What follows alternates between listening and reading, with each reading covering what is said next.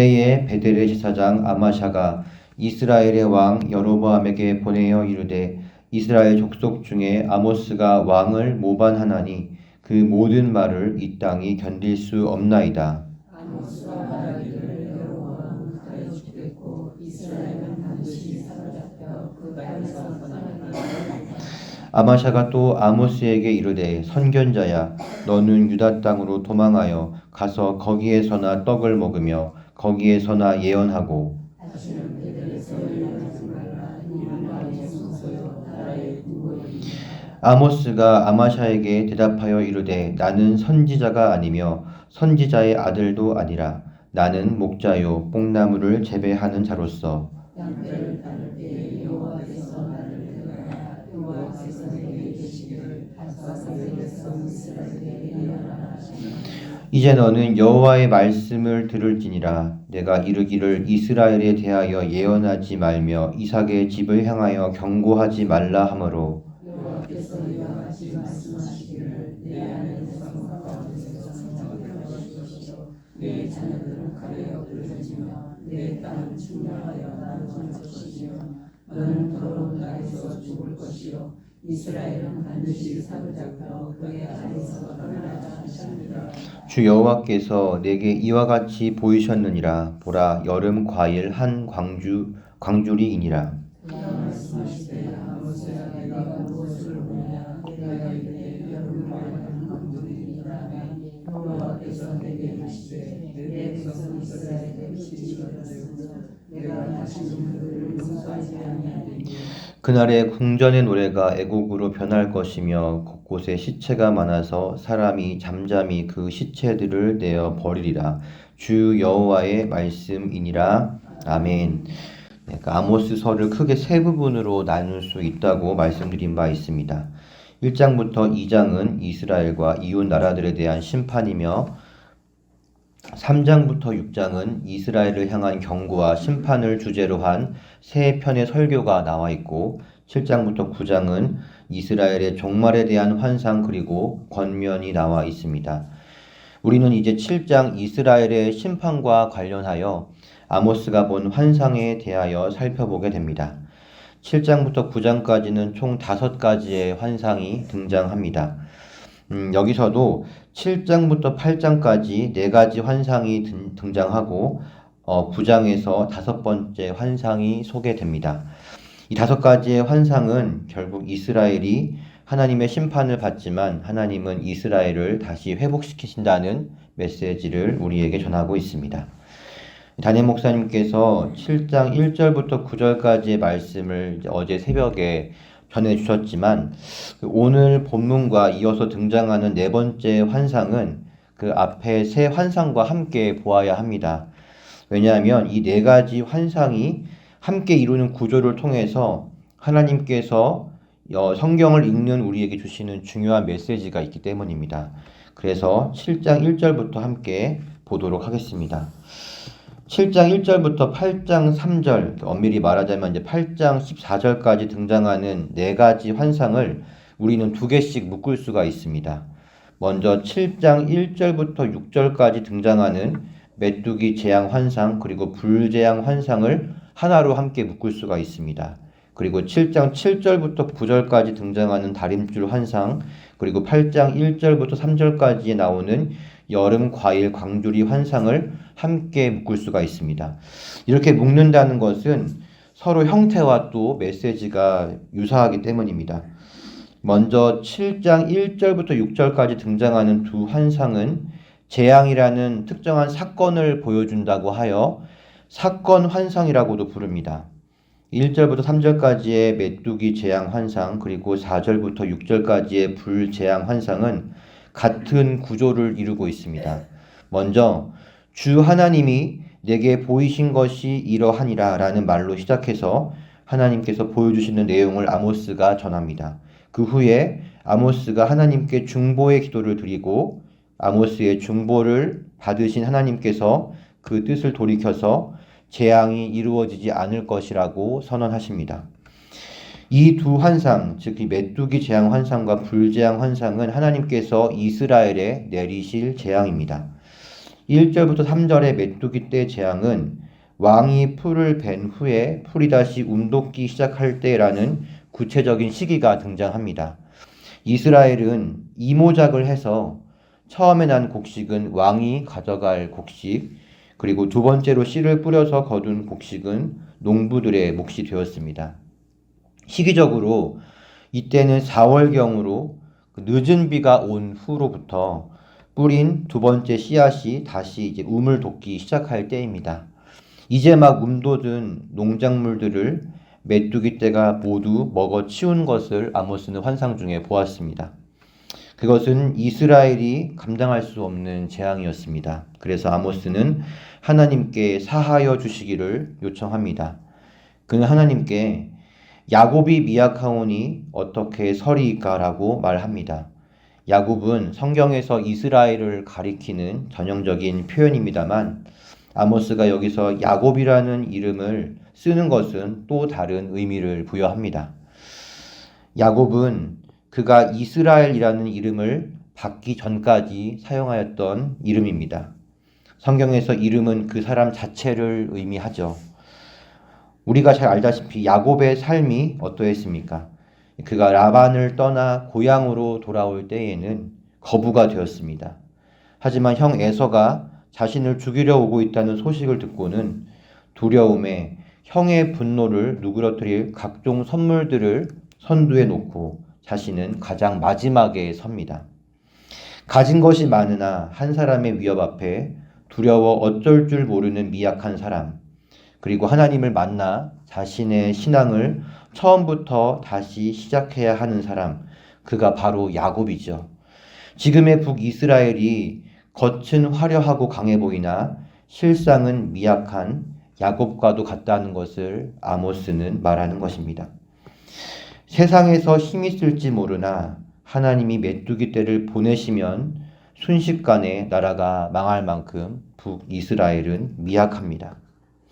4절에서 나오는 불은 전쟁을 의미하기도 하지만 여기서는 가뭄을 의미하기도 합니다. 이 큰 바다라는 표현은 우리가 흔히 아는 그 넓은 바다보다는 땅 아래에 있는 모든 샘과 강의 근원을 의미합니다.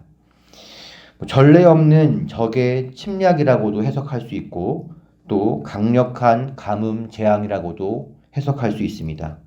어찌되었든 이 두 가지 재앙을 의미하는 불을 하나님은 아모스에게 보여주셨습니다. 이때도 아모스는 하나님께 야곱이 미약하오니 어떻게 서리일까 하며 중보합니다.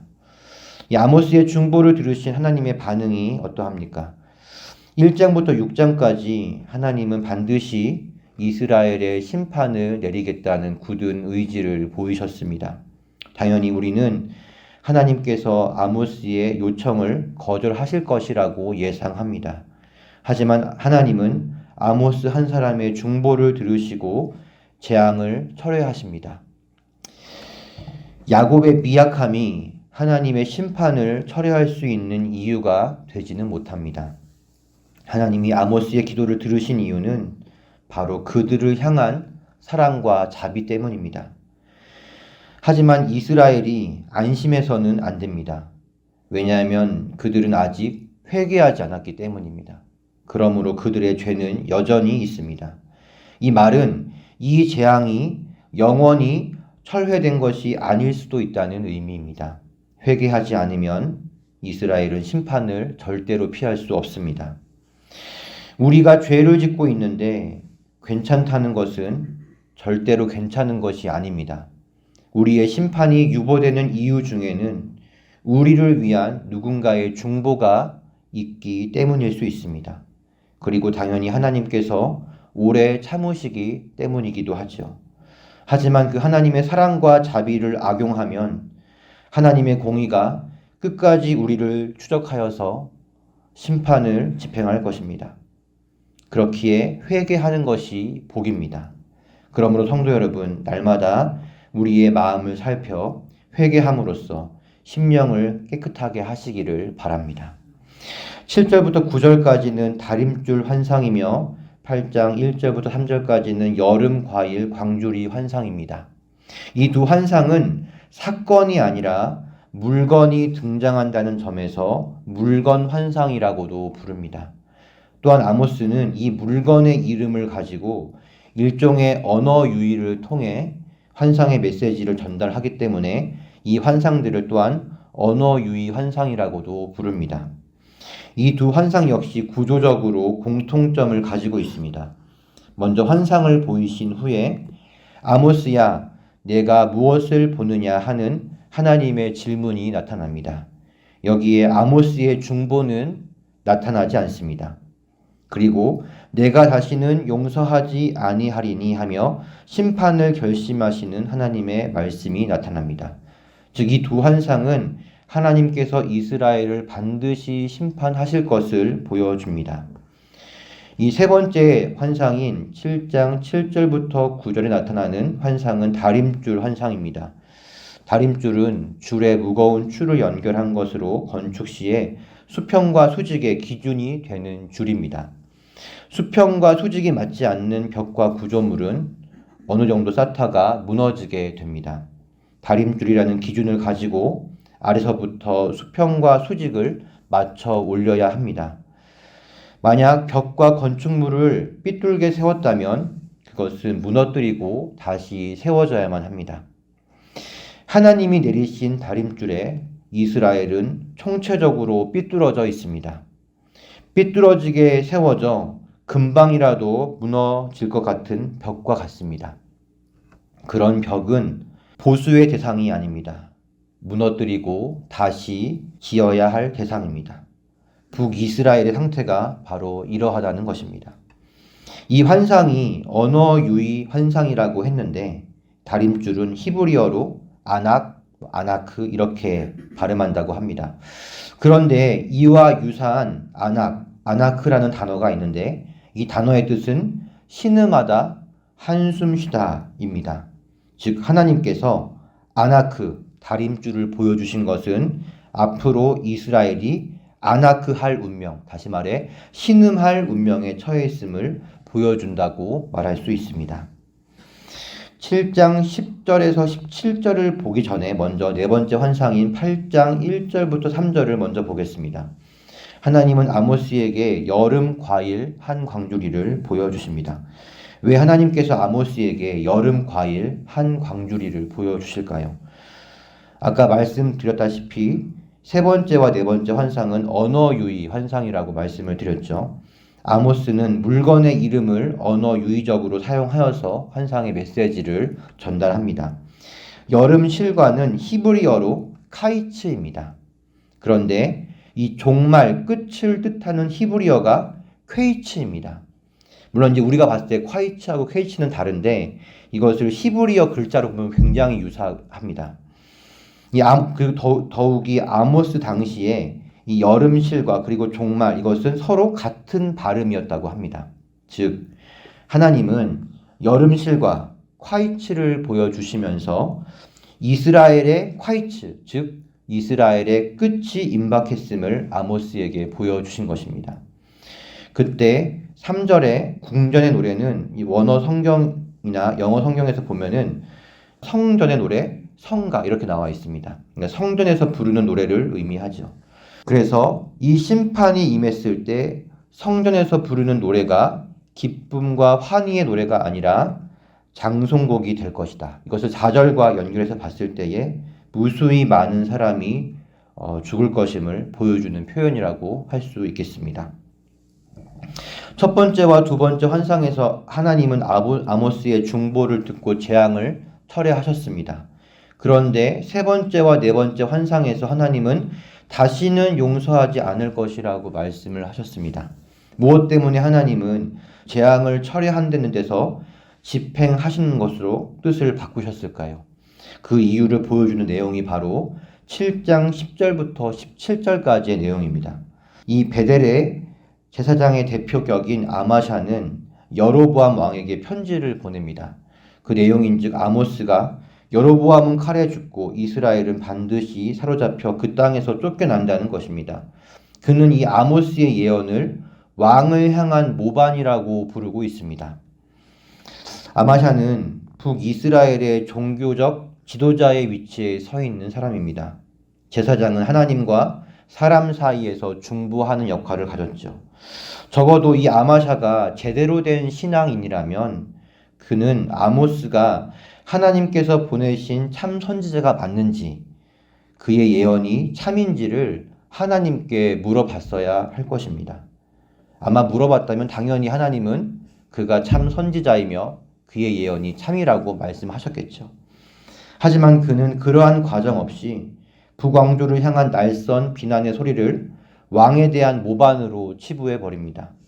이것이 바로 북왕조 이스라엘의 영적인 수준이며 영적 상태였습니다. 13절 말씀 보겠습니다. 다시는 베델에서 예언하지 말라. 이는 왕의 성소요 나라의 궁궐이민이라. 베델이라는 말의 뜻은 하나님의 집이라는 뜻입니다. 베델의 성전은 하나님의 성소이죠. 그런데 아마샤는 지금 이곳을 왕의 성소, 나라의 궁궐이라고 부르고 있습니다. 사실 이 북이스라엘의 여로보암 1세가 정치적인 이유로 베델과 단의 성소를 세우고 금송아지를 세웠을 때부터 이스라엘의 종교는 하나님을 위한 종교가 아니라 왕을 위한 도구로 전락해 버렸습니다. 아마샤는 여로보암 1세가 임명한 제사장의 후예로서 하나님의 편에 서는 자가 아니라 왕과 이스라엘의 지배층을 대변하는 사람이었습니다. 12절에서 아마샤는 아모스에게 이렇게 말합니다. 선견자야, 너는 유다 땅으로 도망하여 가서 거기에서나 떡을 먹으며 거기에서나 예언하고. 이것은 일종의 협박입니다. 계속 아모스가 북이스라엘에서 사역하다가는 체포당해 죽을 수도 있으니 빨리 너의 고향으로 돌아가라는 말입니다. 예언을 하려면 내 고향에서나 가서 예언을 하라는 것이죠. 지금 이 예언이 누구를 향한 예언입니까? 북이스라엘을 향한 예언입니다. 그런데 그 예언을 들어야 될 당사자는 이 말을 들어야 할 필요성을 전혀 깨닫지 못하고 있습니다. 14절 15절에서 아모스는 이렇게 말합니다. 나는 선지자가 아니며 선지자의 아들도 아니라 나는 목자요 뽕나무를 재배하는 자로서 양떼를 따를 때에 여호와께서 나를 데려다가 여호와께서 내게 이르시기를 가서 내 백성 이스라엘에게 예언하라 하셨나니. 아모스는 지금 자기 말을 하고 있는 것이 아닙니다. 하나님께서 그를 불러 이스라엘에게 전해야 할 말을 받아서 전하고 있는 것입니다. 아모스의 예언은 하나님의 말씀입니다. 아모스를 거부하는 아마샤는 하나님을 거부하는 것입니다. 다시 말해 아모스를 대하는 아마샤의 태도는 하나님을 대하는 그의 태도인 것입니다. 아모스는 이어서 아마샤에게 예언합니다. 이제 너는 여호와의 말씀을 들을지니라. 내가 이르기를 이스라엘에 대하여 예언하지 말며 이삭의 집을 향하여 경고하지 말라 하므로 여호와께서 이와 같이 말씀하시기를 내 아내는 성읍 가운데서 창녀가 될 것이요 내 자녀들은 칼에 엎드려지며 내 땅은 측량하여 나누어질 것이며 너는 더러운 땅에서 죽을 것이요 이스라엘은 반드시 사로잡혀 그의 땅에서 떠나리라 하셨느니라. 아모스의 예언대로 아마샤의 아내는 적국에 의해서 처절하게 짓밟히게 될 것입니다. 그의 자녀들은 죽을 것이고 그가 가진 유산도 잃어버리게 되고 그는 이방 땅에서 종말을 맞이하게 될 것입니다. 17절에 더러운 땅이라는 표현은 이스라엘은 여호와의 성소가 있다고 해서 성소가 있는 이스라엘 땅 전체를 거룩한 땅으로 여겼고 그 외에 성소가 없는 이방 땅은 더럽다고 한 데서 기인한 표현입니다. 하나님은 왜 세 번째 환상부터 하나님의 뜻을 바꾸셨을까요? 바로 제사장 아마샤의 사건이 상징적으로 그 이유를 보여주신 것입니다. 끝까지 참으시고 회개의 기회를 주신 하나님의 손을 이스라엘이 뿌리쳤던 것이죠. 동기와 과정이 바르지 못하면 끝은 당연히 좋지 못합니다. 그런데 이스라엘은 눈에 보이는 세상적인 풍요와 번성을 보고 그것을 하나님의 축복이라고 착각했습니다. 그들이 바른 길을 가고 있다고 생각했습니다. 하지만 그들의 동기와 과정이 어떠합니까? 그들은 하나님의 말씀에서 완전히 벗어났습니다. 담임 목사님 말씀처럼 마라톤 코스에서 완전히 벗어나 자기 맘대로 달리기를 하고 있었던 것입니다. 주최 측이 길을 이탈했으니 다시 돌아오라고 몇 차례 경고하지만 끝까지 무시하고 뛴 결과는 실격 판정이죠. 이스라엘은 하나님의 선민이라는 타이틀 하나에 구원을 따놓은 당상으로 여겼습니다. 그러나 그들의 삶의 내용은 하나님의 선민과는 전혀 어울리지 않았습니다. 하나님 모르는 이방 민족과 다를 바가 없었습니다. 불의가 가득 차 더 이상 가만둘 수 없을 지경에 이른 북이스라엘은 결국 하나님의 처절한 심판을 당하게 됩니다. 부모님을 사랑하는 자녀라면 부모님의 자비와 인내심을 시험하지 않습니다. 부모님의 마음을 기쁘게 하는 것이 자녀의 도리입니다. 마찬가지로 하나님의 자녀는 한없는 하나님의 자비와 사랑을 죄 짓는 데에 악용하지 않습니다. 회개하면 되지 하는 생각은 하나님의 자녀에게 결코 어울리지 않습니다. 예수 믿으면 구원받는다는 교리를 악용해서 삶의 동기와 과정을 살피지 않는 자들은 모두 심판받을 것입니다. 그러므로 성도는 항상 내가 걸어가는 길이 바른 길인지를 살펴야 합니다. 말씀과 성령에 기대야만 합니다. 다림줄은 위에서 아래로 내려집니다. 그 줄을 기준으로 우리 삶의 토대를 하나하나 아래에서 위로 쌓아가는 것입니다. 하나님을 믿는다고 말하면서 기울어진 삶을 쌓고 있다면 우리는 하나님을 기준으로 삼고 있지 않은 것입니다. 그래서 성도는 믿음을 삶으로 증명해야 하는 것입니다. 사랑하는 성도 여러분, 오늘 우리에게 주신 새 날은 하나님이 또 한 번 참으시고 기회를 주신 날입니다. 우리 자신을 날마다 철저하게 살펴 생명의 길, 진리의 길을 걸어가게 되시기를 바랍니다. 말씀과 성령을 다림줄로 삼아 반듯한 삶을 세워 내 생의 구원과 이 생의 축복을 누리게 되시기를 예수님의 이름으로 축복합니다. 기도하겠습니다. 하나님, 동기와 과정을 살피지 않은 북이스라엘은 반복된 하나님의 경고에도 불구하고 끝까지 하나님의 자비의 손길을 뿌리쳤습니다. 그 결과는 처절한 심판이었습니다. 하나님께서 날마다 우리에게 기회를 주십니다. 그 기회를 악용하는 자가 되지 않게 하여 주시옵소서. 우리 자신을 날마다 철저하게 살펴 생명의 길, 진리의 길을 걸어가는 자가 되게 하여 주시옵소서. 말씀과 성령을 우리 삶의 다림줄로 놓는 성원교회 성도님들 모두가 되게 하여 주시옵소서. 하나님, 오늘 하루도 주님께 의지합니다. 주님께서 기뻐하시는 삶, 바른 길을 걸어가는 삶 살게 하여 주시옵소서. 그리하여서 주님의 영광이 되는 삶 살게 하여 주시옵소서. 감사드리며 예수님의 이름으로 기도하옵나이다. 아멘.